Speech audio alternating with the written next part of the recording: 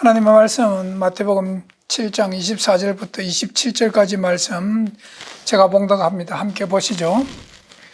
그러므로 누구든지 나의 이 말을 듣고 행하는 자는 그 집을 반석 위에 지은 지혜로운 사람 같으리니 비가 내리고 창수가 나고 바람이 불어 그 집에 부딪히되 무너지지 아니하나니 이는 추초를 반석 위에 놓은 연고요 나의 이 말을 듣고 행치 아니하는 자는 그 집을 모래 위에 지은 어리석은 사람 같으니 비가 내리고 창수가 나고 바람이 불어 그 집에 부딪힘에 무너져 그 무너짐이 심하니라. 아멘. 지금 오늘 본문은 산상순 마지막입니다. 5장부터 7장까지가 천국복음입니다. 인간이 4000년을 기다린 천국복음이에요. 그 천국복음을 이제 주님께서 마지막 설교, 그 산상순을 매듭짓는 부분입니다. 오늘 이 부분이. 그런데 여기서 주님이 나의 이 말을 듣고 행하는 자는 이렇게 되어 있죠.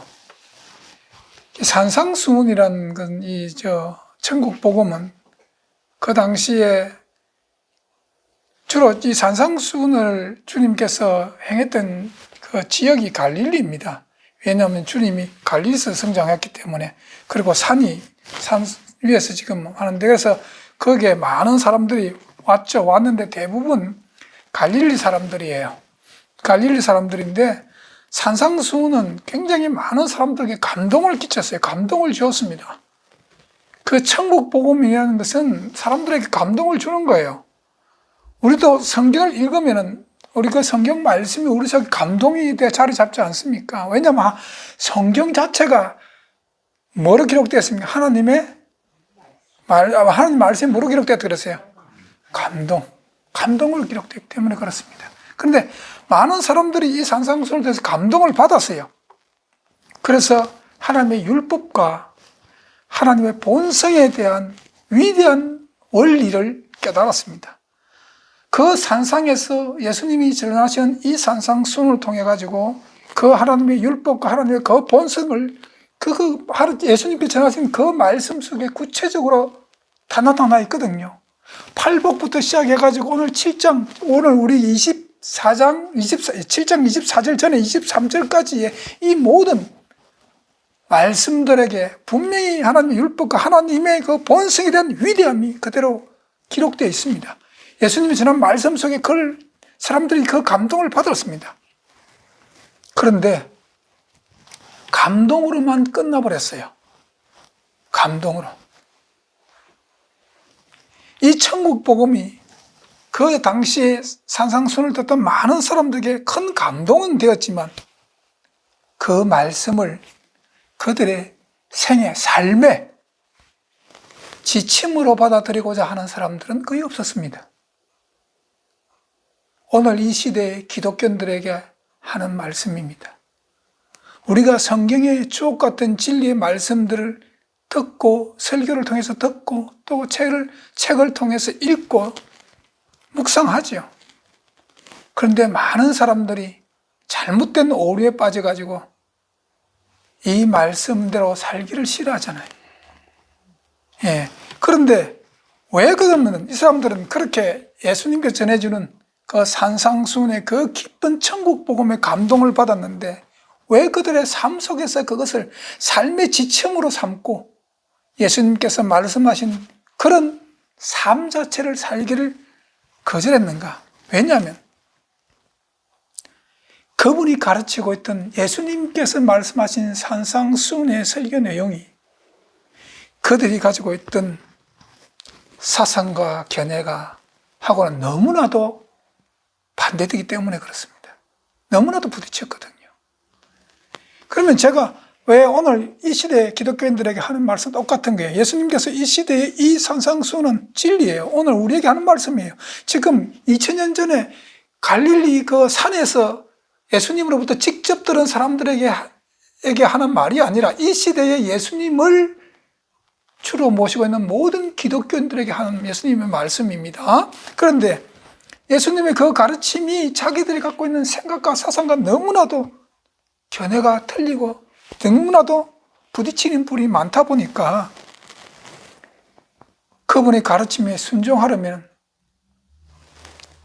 모든 사상과 행동의 습관을 자기가 변화시켜야 됩니다. 오늘 예수님이 산상수훈의 결론입니다. 너희가 지금부터 지난주까지 했던 그 모든 내용을 너가 들었지 않느냐? 그러나 이 들은 모든 것들을 들음으로써 끝나면 끝이라는 겁니다. 지켜 행해야 된다는 겁니다. 그런데 그걸 지켜 행하려고 하니까 유대인들이 갖고 있던 그 많은 청중들이 듣고 있던 지금까지 생활했던 모든 습관과 간섭을 다 바꿔야 됩니다.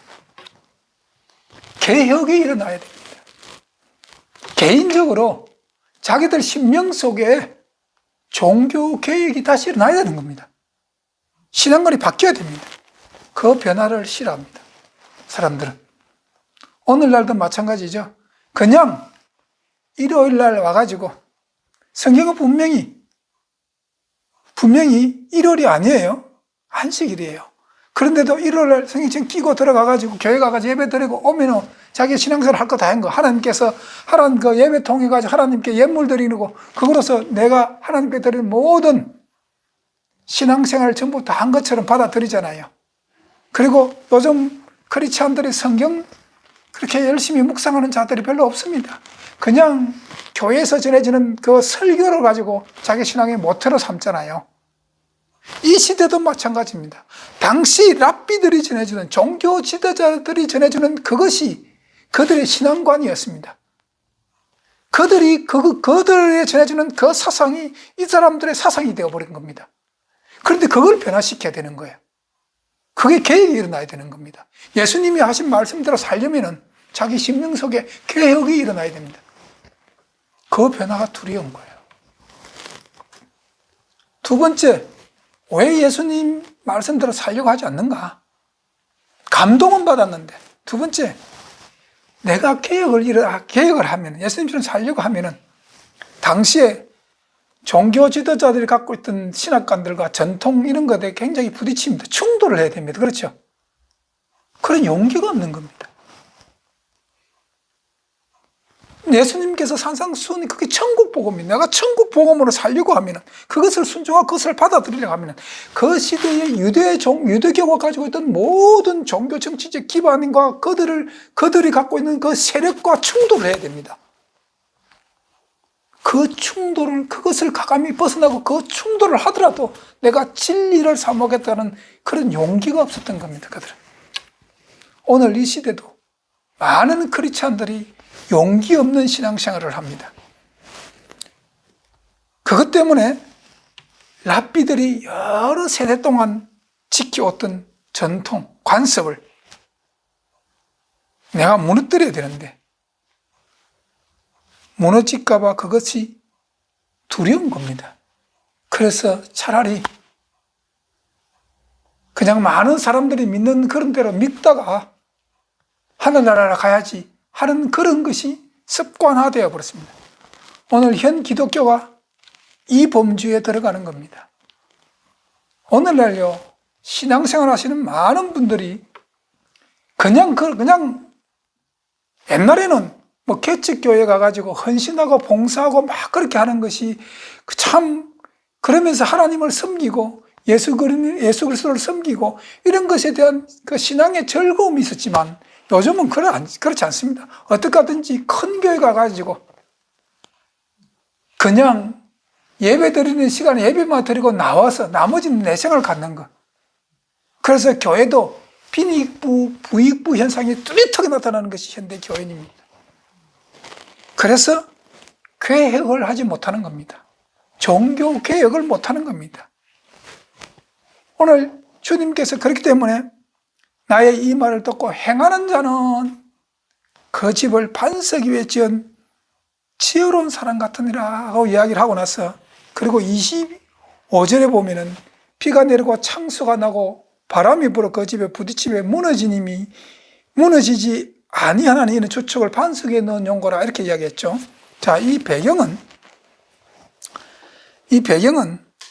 예수님이 지금 산 중턱에 앉아가지고 지금 많은 무리들을 가르치고 있습니다. 그 산 중턱에서 바라보니까 산이 있으면 계곡이 있죠. 예, 계곡 밑에 푸른 초원이 있는 푸른 초원이 있어요. 그런데 푸른 초지 위에 집을 농부들이 막사도 짓고 농집도 지어놨거든요. 지어놨어요. 그리고 산 골짜기 그 산 바위 위에 뜸뜸이 또 집도 있는 거예요. 그런데 이 이스라엘의 특징이 뭐냐면은 여름에는 가물어요. 이 지역 자체가. 그래서 계곡에 시냇물이 다 말라요. 그래 먼지만 나는 거예요. 먼지만. 그러다가 겨울 되면은 이제 우기가 접어드는 겁니다. 우기. 한국말라고 하면 장마철이 오는 거예요. 그러면 비가 막 쏟아지기 때문에 메마른 땅에 계곡에서 몰아치는 그 폭풍우 같은 그 빗물이 한번 지나가면은 싹 쓸어버리는 겁니다. 싹 쓸어버리는 겁니다. 그러니까 푸른 초원에 지은 집들, 건물들, 폭풍우가 몰아치기 전까지는 참 아름답죠. 보기 좋잖아요. 예? 쫙 잔디 깔린 것처럼 초원처럼 쫙 해서 얼마나 사람이 좋습니까? 그런데 우기가 와가지고 폭풍우가 계곡에서 내려오는 계곡의 물이 또 가파르게 가속도가 붙으면서 몰아치면 힘은 대단하거든요. 싹 쓸어버리는 겁니다. 그런데 그 당시에 사람들이 대부분 그런 초원이 있는 초제집을 지었습니다. 왜? 건축하기가 쉽잖아요. 건축하기 쉽잖아요. 바위 위에 올라가 산 바위 위에 집을 짓는 것은 일단 건축 자료를 그 바위까지 옮기는 것도 힘들고 그렇지 않습니까? 힘들고 거기 또 그 위에 집 짓는다는 것이 평지에 짓는 것보다 훨씬 공사 기간도 오래 걸립니다. 그런데 그 집은 폭풍우가 계곡을 타고 내려오는 그 우기 때 오라는 폭풍우 속에서도 끄떡없이 견디고 있는 겁니다. 그래서 주님이 그 광경을 바라보면서 이 이야기를 하고 있는 겁니다. 배경이. 예. 그래서 이 당시에 초원은 그 사람들로부터 인기가 많았어요. 그래서 농부들도 거기에 농막을 지어가지고 이렇게 살고 했습니다. 예. 그게 바위 위에 지은 집은 인기가 없었어요. 오르락내리락 힘들잖아. 일단 접근하기도 쉽지 않고 삶이 고통스럽기 때문에 사람들이 다 편한 것을 원합니다. 오늘 이 시대도 많은 기독교인들 아닐 뿐만 아니라 모든 사람들이 어떻게 하면 내 생애 동안 고생하지 않고 편하게 살기, 그것을 바라고 있잖아요. 어떻게 하면 편하게 살 것인가? 어떻게 하면 내가 돈을 많이 벌어가지고 풍족한 삶을 살고 편하게 살 것인가? 유대인들도 마찬가지예요. 고난과 죄에 대해서 전혀 대책이 없는 사람들이었습니다, 당시. 그러니까 주님이 이 이야기를 합니다. 오늘 이 이야기는 이 시대를 살아가는 많은 기독교인들이 귀담아 들어야 합니다.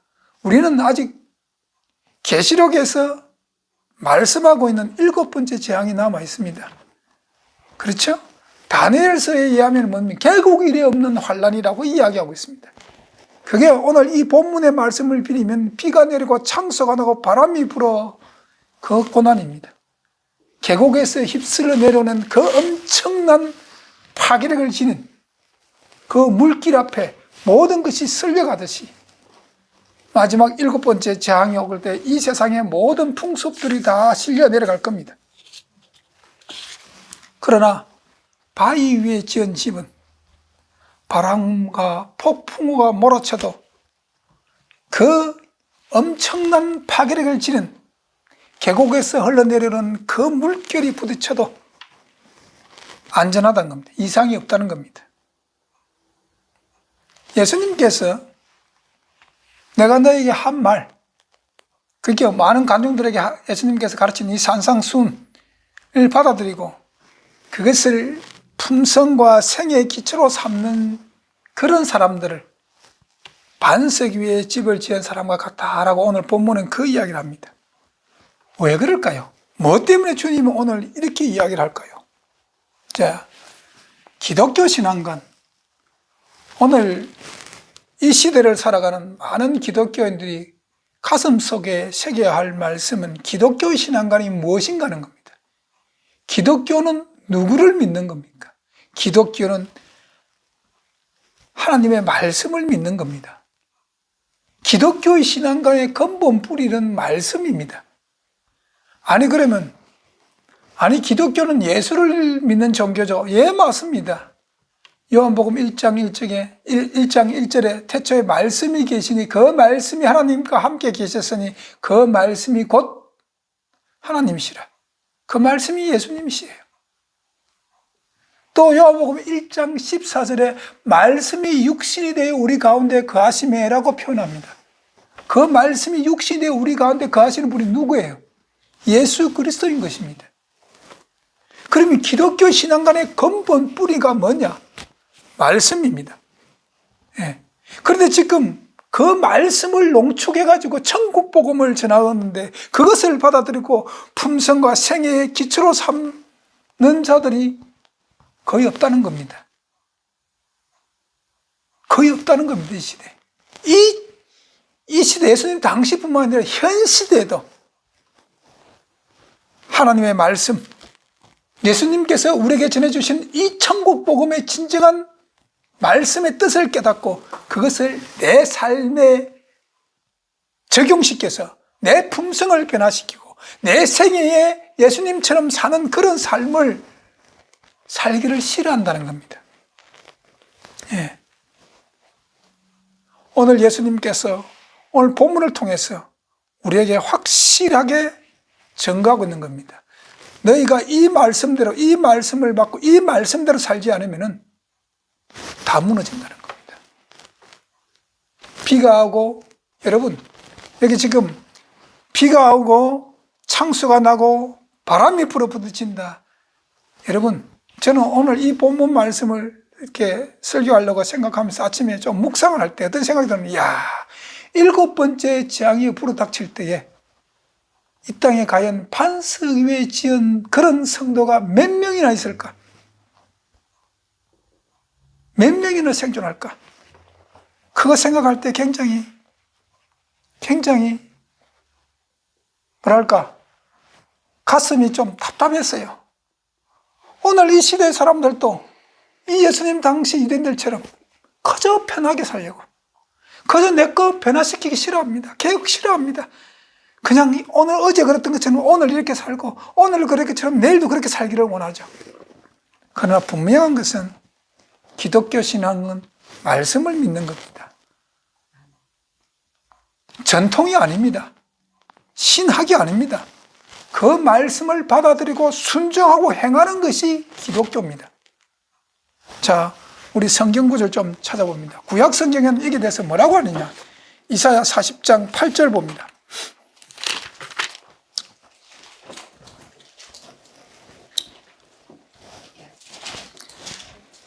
이사야 40장 8절 제가 읽습니다. 함께 보시죠. 풀은 마르고 꽃은 시드나 우리 하나님의 말씀은 영영이 서리라 하라. 하나님의 말씀은 진리이기 때문에, 진리는 불변입니다. 진리는 변할 수가 없는 겁니다. 세상에 꽃이 마르고 풀이 마르고 시들고 뭐 어떻게 변화할지라도 하나님의 말씀은 1.1핵도 변함이 없습니다. 그렇기 때문에 우리는 기독교 신앙관의 근본 원리는 하나님의 말씀을 붙들고 사는 겁니다. 예. 또 고린도전서 3장 11절 말씀 봅니다.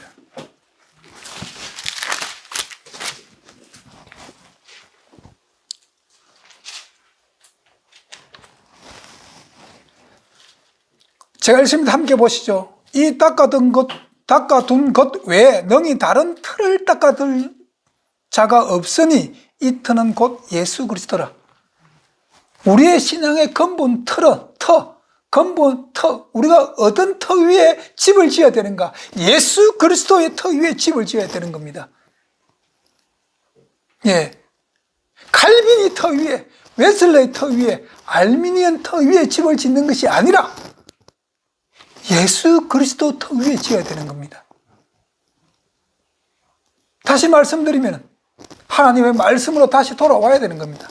특히 이 시대 살아가는 성도 여러분 깨셔야 됩니다. 하나님의 말씀으로 다시 돌아와야 합니다. 예. 또 사도행전 4장 12절에 여러분이 우리가 너무나 잘 아는 말씀, 사도행전 4장 12절 봅니다.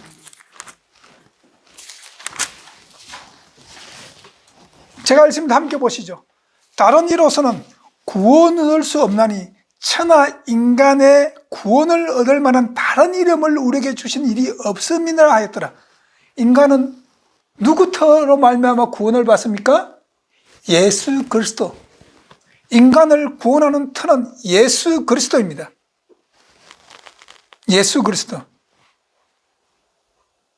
예수님은 베드로에게 뭐라고 했느냐? 마태복음 16장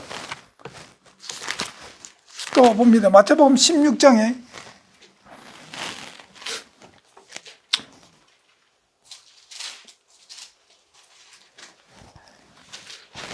18절 19절 두 개절을 봅니다. 또 내가 내게 이르노니 너는 베드로라. 내가 이 반석 위에 내 교회를 세우리니 엄부의 권세가 이기지 못하리라. 내가 천국 열쇠를 내게 주리니 내가 땅에서 무엇인지 매면 하늘에서 매일 것이요 내가 땅에서 무엇인지 풀면 하늘에서도 풀리리라. 교회를 어떤 교회가 천국 열쇠를 가진다고요?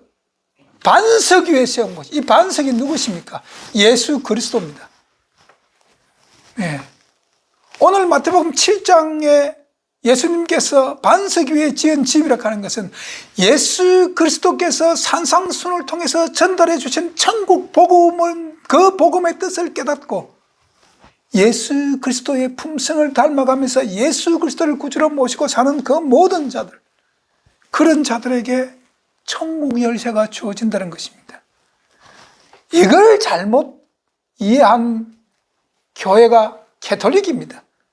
그래서 천국 교회가 반석 위에 세워진 그거는 빼버리고 교회가 천국 열쇠를 지었다고 주장하죠.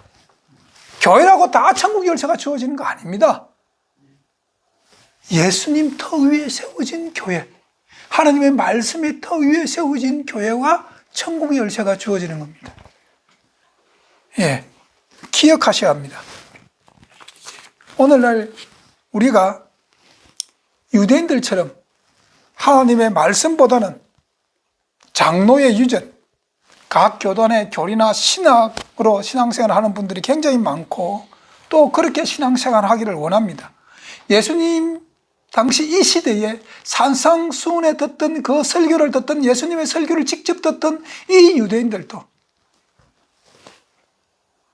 이 천국 복음을 듣기 전까지 그들은 뭐로 신앙생활을 했습니까? 성경으로 신앙생활을 한 것이 아니라 장로들로부터 전해 내려오는 그 유전, 전통으로 신앙생활을 했습니다. 그것에 꽉 차 있었기 때문에 천국 복음을 들어도 감동은 되었지만 자기를 변화시키기를 싫어하는 겁니다.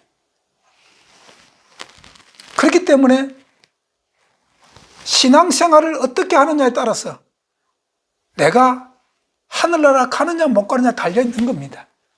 유대인들 보세요. 오늘 유대인들, 이 시대 유대인들이 오늘 이 시대 기독교인들에게 하는 소리예요. 장로 유전이 꽉 차 있으니까 자신을 바꿀 필요가 없는 겁니다. 네. 지금까지 하던 모습 그대로 하는 것이 습관화되어 버렸습니다. 그러면서 세상과 충돌하기도 싫고 세상 사람들로부터 유별나는 소리도 듣기 싫고 이단이라는 소리도 듣기 싫고 그냥 물에 물 탄 듯 술에 술 탄 듯 그런 신앙생활을 하는 겁니다. 예. 그런데 분명히 주님께서 행하라는 겁니다. 이 내 말을 듣고 행하는 자는 반석 위에 집을 지은 사람과 같다. 그렇게 표현합니다. 오늘 여러분들에게 제가 꼭 전해주고 싶은 말씀이 있습니다. 행함과 행위의 차이를 여러분들에게 말씀하려고 합니다. 본문을 성경에 많은 구절을 읽지만 다 찾을 수는 없습니다. 시간 때문에 다 찾을 수는 없습니다. 그런데 몇 계절을 찾아가면서 하겠습니다. 자, 성경은 오늘 주님께서 행하는 자는 해놓고 행해야 된다고 이야기를 합니다. 그럼 도대체 행함이 뭔가? 또 행위는 뭔가? 오늘 그것을 여러분들하고 좀 짚고 넘어가려고 합니다. 행함이라 하는 것은 헬라어로 포이에이오라는 뜻입니다. 포이에이오, 헬라어로. 그것이 뭐냐면 두입니다. 두, 영어로. 자, 우리 한번 봅시다. 로마서 2장 좀 찾아봐야 됩니다. 로마서 2장 13절. 예. 제가 읽습니다. 하나님 앞에서 율법을 듣는 자가 의인이 아니요 오직 율법을 행하는 자라야 어렵다 하심을 얻으리라. 그러면 행하라는 말입니까? 행하지 말라는 겁니까? 행하라는 거죠. 자, 야고보서 2장 26절. 우리 너무나 잘 아는 말씀. 야고보서 2장 26절 말씀. 영혼 없는 몸이 죽은 것 같이 행함 없는 믿음은 죽은 것이니라. 그러면 행해야 된다는 겁니까? 행하지 말라는 겁니까? 행해라는 거죠. 또 마태복음 5장, 우리 앞에 마태복음 5장 19절에 보면은 주님께서 말씀하셨습니다. 19절에 그러므로 누구든지 이 계명 중에 지극히 작은 자 하나라도 버리고 또 그같이 가르치는 자는 천국에서 지극히 작다 일컬음을 받을 것이요 누구든지 이를 행하며 가르치는 자는 천국에서 크다 일컬음을 받을. 그럼 행하라는 뜻입니까? 행하지 말라는 뜻입니까? 행하라는 뜻이죠. 마태복음 7장 21절에 천국은 누가 들어가느냐? 아버지 뜻대로 행하는 자 들어가리라 그러놨습니다. 그리고 오늘 본문 24절에도 뭐라고 이야기합니까? 행해야 된다는 겁니다. 이 말을 듣고 행하는 자는 이렇게 되어 있죠. 그러면 여기서 행하라는 말 뜻은 율법을 지켜야 한다는 겁니다. 예. Why? 왜 우리가 율법을 지켜야 되니까? 주님께서 우리 신앙의 롤 모델입니다. 기독교 모든 신앙의 롤 모델은 누구라고요? 예수 그리스도. 예수 그리스도는 율법을 지키신 분이기 때문에 우리는 지켜야 합니다. 자, 그 반면에 그러면 행위가 있는데 행위란 뭔가? 헬라어로 자, 행함은 포이에이오, 이거는 이제 품사로 치면 동사입니다. 동사. 두니까. 행위란 것은 헬라어로 에르곤이라고 이야기하는데 이건 명사입니다. 명사. 명사인데 이건 뜻이 뭐냐면 성취입니다. 성취. 성취도 이루었다는 뜻이에요. 성취란 뜻입니다. 그런데 이 행위에 대해서는 사도 바울을 비롯해서 많은 자들이 좀 부정적인 견해를 내놨습니다. 자, 로마서 3장 20절.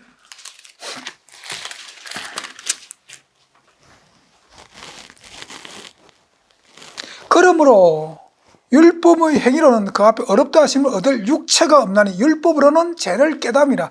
행위로는 우리가 구원을 받아요, 못 받아요? 못 받는다는 겁니다. 그렇죠? 예. 그리고 그 뒤에 로마서 4장 2절에 만일 아브라함이 행위로서 어렵다 하심을 얻었으면 자랑할 것이 있으리니와 하나님 앞에서는 없느니라. 그럼 인간의 구원은 행위로 받는다는 거예요? 못 받는다는 겁니까? 못 받는다는 뜻이에요. 예. 갈라디아서 2장 16절 한번 봅니다.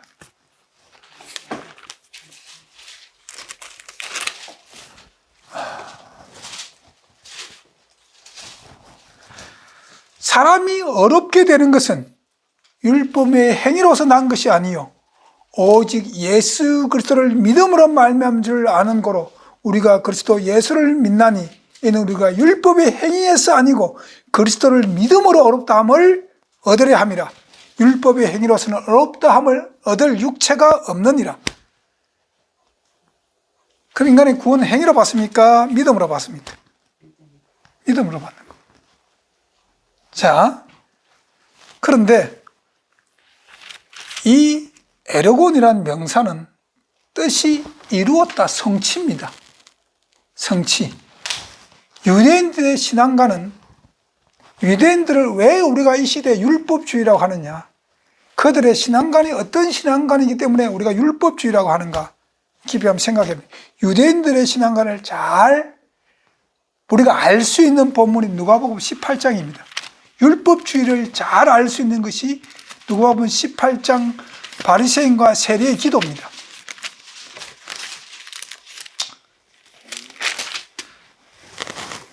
11절 12절 말씀 제가 읽습니다. 바리새인이 서서 따로 기도하여 가로되 하나님의 나를 다른 사람들 곧 토색 불이 간음하는 자들과 같지 아니하고 이 세리와도 같지 아니함을 감사하나이다. 나는 일에 2번 금식하고 또 소독에 11조를 드리나이다. 이게 뭐냐면 나는 하나님께 이렇게 했습니다. 공로주의죠. 그렇죠? 이게 율법주의입니다. 이거를 율법주의라고 합니다. 하나님의 계명을 지켜야 됩니다. 십계명을 지켜야 됩니다. 율법을 지켜야 됩니다. 이게 율법주의가 아니고 나는 하나님의 계명을 지키고 삽니다. 나는 하나님의 계명을 이루었습니다. 나는 하나님의 계명을 성취했습니다. 이게 율법주의입니다. 오늘날 이 율법주의의 뜻을 잘 모르고 오늘 율법주의라는 단어를 쓰고 저한테도 율법주의라고 하는 분들이 많이 있는데 뜻을 알고 쓰셔야 됩니다.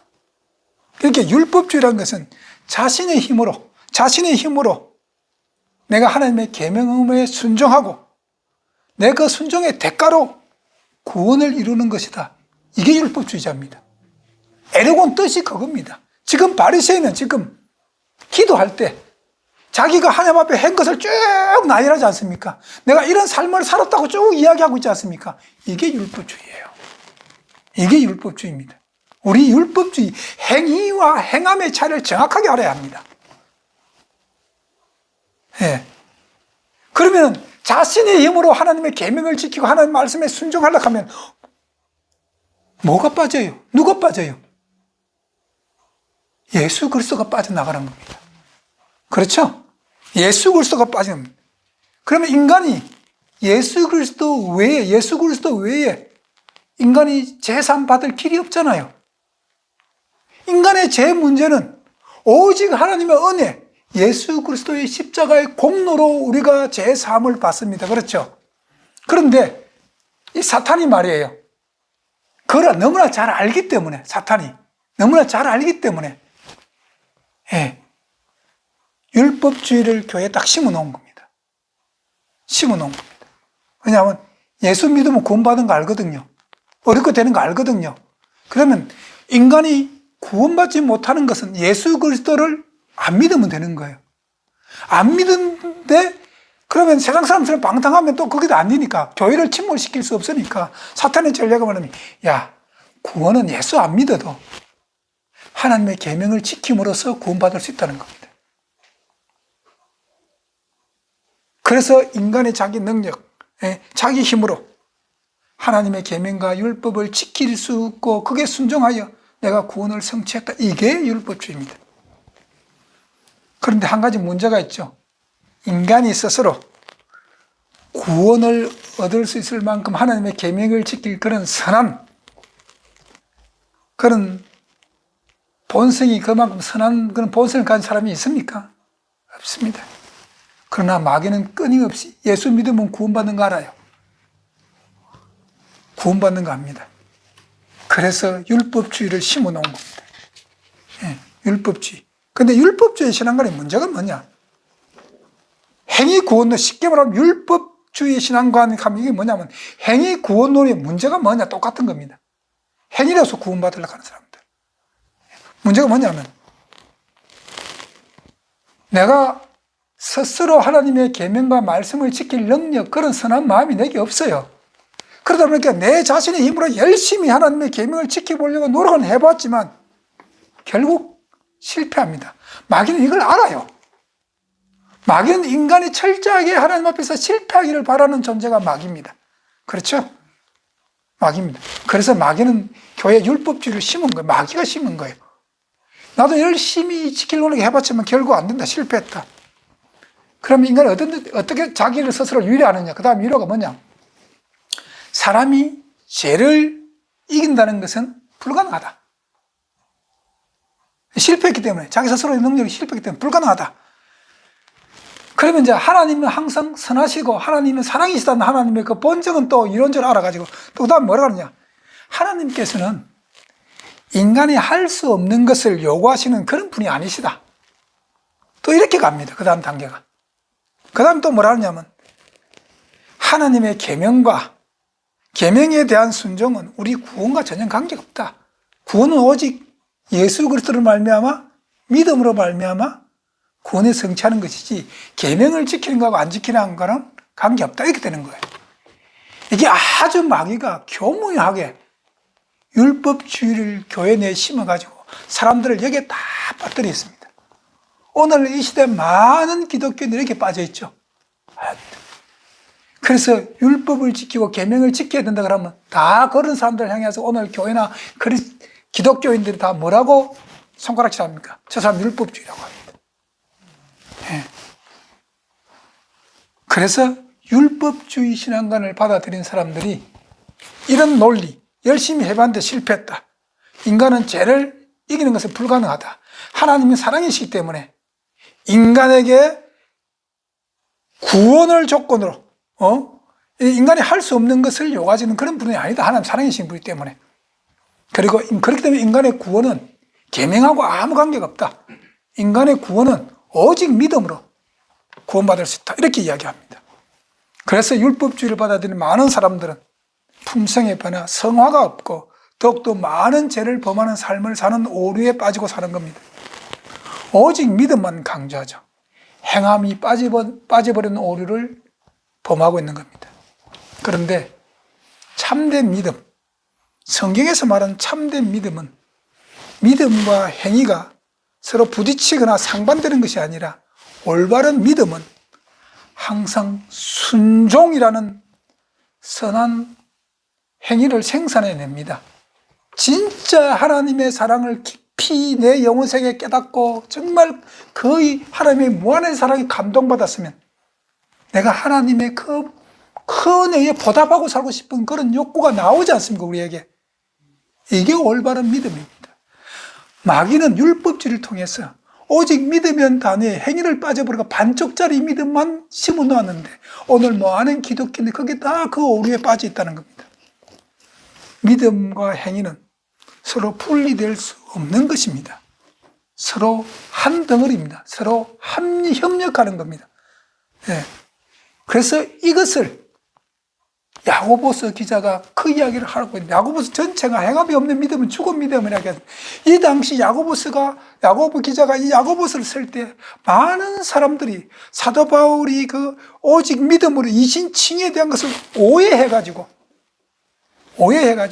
왜냐하면 사도 바울이 로마서나 갈라디아서를 쓸 때의 그 심정은 그 예수 그리스도를 영접하고 믿음으로 받아들였던 그 사람들이 유대인들이 교회 와서 어지럽히 놓는 바람에 다시 절기 지키는 신학으로 돌아갔거든요.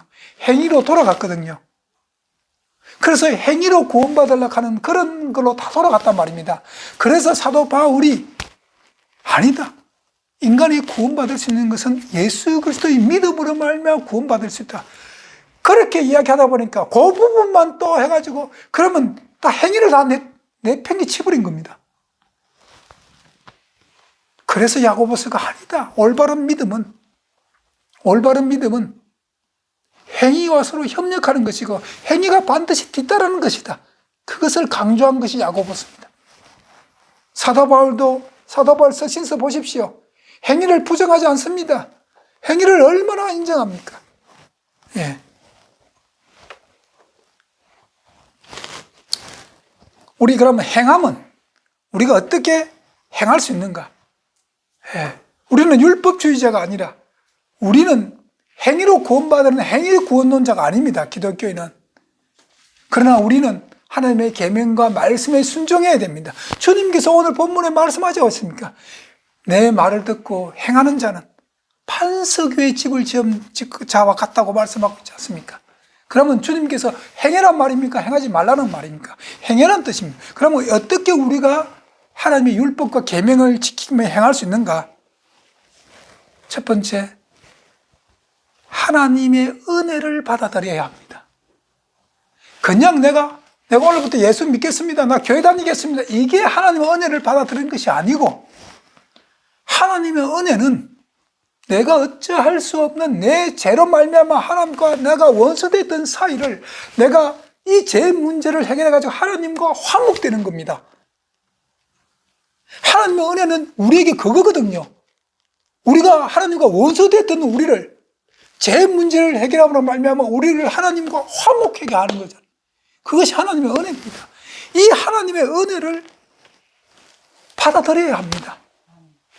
내 스스로가 구원이 아니라 하나님의 은혜 없이는 내가 절대로 율법과 계명을 지킬 수 없는 것을 인정하고 하나님의 그 무한하신 은혜를 내가 받아들여야 합니다. 네. 그리고 그 하나님의 은혜의 키포인트가 뭡니까? 무한하신 하나님의 은혜의 키포인트가 뭐예요? 로마서 5장 10절.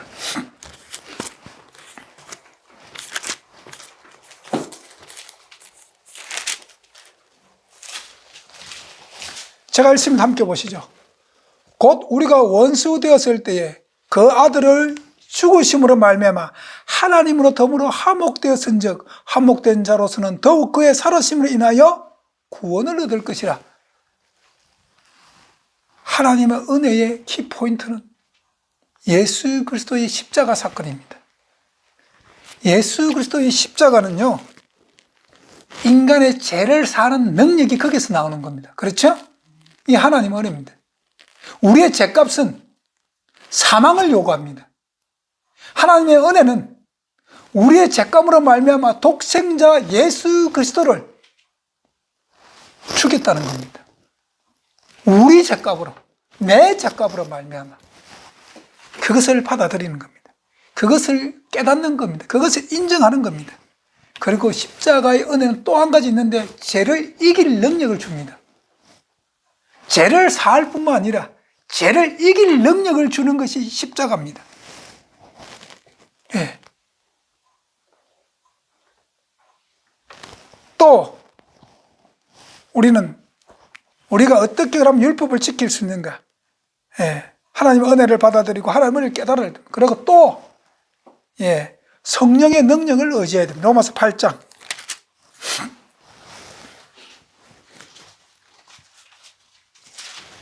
4절 제가 읽습니다. 육신을 쫓지 않고 그 영을 쫓아 행하는 우리에게 율법의 요구를 이루어지게 하려 하심이라. 우리가 어떻게 율법을 지킬 수 있다고요? 그 영을 쫓아 행하는 우리에게 성령의 능력으로 우리가 행할 때에, 우리가 성령의 영으로 포예요 할 때에 율법을 지킬 수 있는 겁니다. 우리 스스로가 지킬 수 있는 능력은 없어요. 우리 스스로가 하나님의 계명을 지킬 때는 100% 실패합니다. 성령의 능력으로. 왜 성령이 하나님의 율법의 요구를 이루어지게 하는가? 요한복음 16장 13절에 그 답이 있습니다.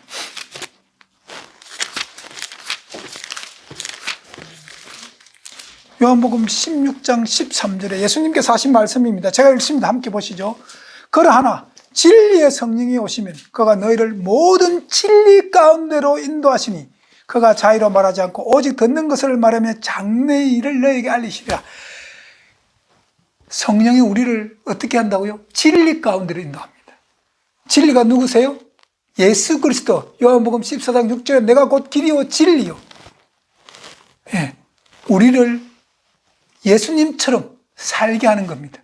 예수님은 율법을 지켰죠. 율법을 완성했습니다. 우리도 율법을 지키고 행하는 믿음이 어디서 나오느냐? 성령의 능력, 성령의 도움으로 오는 겁니다. 왜? 성령은 끊임없이 우리를 예수님처럼 살게끔 하는 겁니다. 율법을 지키는 자로 살게끔 만들어가는 겁니다. 하나님의 영을 쫓아 행하는 그에게 뭐가 율법의 요구가 이루어진다는 겁니다. 이 시대를 살아가는 성도 여러분, 지금 산상순 7장 마지막 오늘 본문 내용은 5장 8복부터 시작해가지고 지난 7장 23절까지 한 내용, 모든 내용들을 다 이제 결론으로 그거 들은 복음을 지키고 행해야 된다는 겁니다. 그래야 하늘나라 간다는 겁니다. 오늘 이 시대에 하나님의 율법을 지키려고 하면은 율법주의라고 비난하는 사람들, 하나님의 계명과 율법을 폐짓다고 주장하는 많은 목사님들, 오늘 이 주님의 직접 하신 이 산상수훈 말씀으로 어떻게 여러분 해명하시겠습니까? 우리는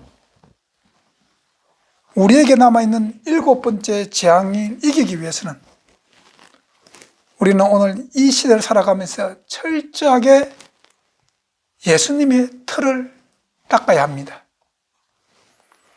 예수님의 터 위에 내가 굳게 서야 됩니다. 그 터 위에 나의 신앙관을 세워야 합니다. 여러분, 유대인들이 왜 예수님을 배척했습니까? 그들의 터가 예수님의 터가 하나님의 터가 아니라 장로 유전의 터였습니다. 오늘날 각 교단이 믿고 있는 신학의 터가 우리를 구원하는 거 아닙니다. 예수 그리스도의 터가 오늘 우리를 구원하는 겁니다. 그 터 위에 집을 지어야 되는 겁니다. 여러분, 푸른 초원에 집을 지었는데 보기는 좋고 아름답고 지을 때 편리하고 순했습니다. 굉장히 경치도 아름다웠습니다. 네. 그러나 반석에 바위 위에 집을 짓는 것은 힘들고 접근하기도 어렵고 공사 기간도 많이 걸리고 돌로 집을 지었기 때문에, 그러나 폭풍우가 몰아칠 때에 한쪽은 멀쩡하지만 한쪽은 완전히 없어지는 겁니다. 기억하셔야 됩니다. 우리는 바로 마지막 비가 내리고 창수가 나고 바람이 불어오는 7번째 재앙을 남겨두고 있습니다. 내가 무너질 것인가 아니면 무너지지 않을 것인가? 내가 실족될 것인가 아니면 나는 영원히 하늘나라 백성으로 남을 것인가? 여러분, 초이스 하셔야 됩니다. 그러기 위해서는 여러분 지금 여러분 심령 속에 잘못된 부분을 뜯어고치는 개혁이 일어나야 됩니다. 종교 개혁은 진행되어야 합니다. 각 개인의 심령 속에 예수 그리스도의 터로 바꿔야 됩니다. 여러분이 가지고 있는 모든 습관과 전통을 철저하게 버리십시오. 산상수훈의 설교 말씀을 듣던 유대인들은 감동은 되었지만 그들은 변하지 않았습니다. 그래서 그들은 예수를 죽입니다. 오늘 이 시대에 하나님의 말씀을 들고 붙들고 있는 많은 교회가 예수 그리스도의 이름으로 많은 것을 행하고 있지만 예수 그리스도의 터 위에 자기의 신앙관을 가진 교회는 극히 적습니다. 그런 기독교인들은 극히 적습니다. 그래서 구원받은 자가 적다는 겁니다. 여러분, 이 시대를 살아가는 11시 교인 여러분, 또는 이 시대에 살아가는 많은 현재 기독교인 여러분, 우리가 세워야 될 집은 예수 그리스도의 터 위에 세우는 집입니다. 다시 말씀드리면 예수님처럼 사는 겁니다. 예수님처럼 율법을 지키고 행하는 겁니다. 행위로는 구원받을 수 없습니다. 행함으로 구원을 받는 겁니다. 믿음은 반드시 행함을 동반하는 겁니다. 저절로 나오게 되어 있습니다. 올바른 신앙과 올바른 믿음은 반드시 율법을 지켜 행하는 그 믿음을 수반하게끔 되어 있습니다. 이것이 예수님의 산상수훈의 결말입니다. 기도하시겠습니다. 하나님 아버지, 오늘 이 땅에 많은 기독교인들이 있습니다. 각 교단마다 그들의 신앙관이 다릅니다. 그것이 너무나 안타깝습니다. 우리의 신앙관은 오직 하나밖에 없습니다. 그것은 예수 그리스도의 신앙관을 회복하는 것입니다. 이 시대를 살아가는 많은 크리스찬들이 정말 자기들 심령 속에 예수 그리스도의 틀을 닦는 개혁이 일어나게 하여 주시옵소서. 마지막 7번째 장이 몰아칠 때 무너지는 성도가 없게 하여 주시옵소서. 예수님 이름으로 기도하옵나이다. 아멘.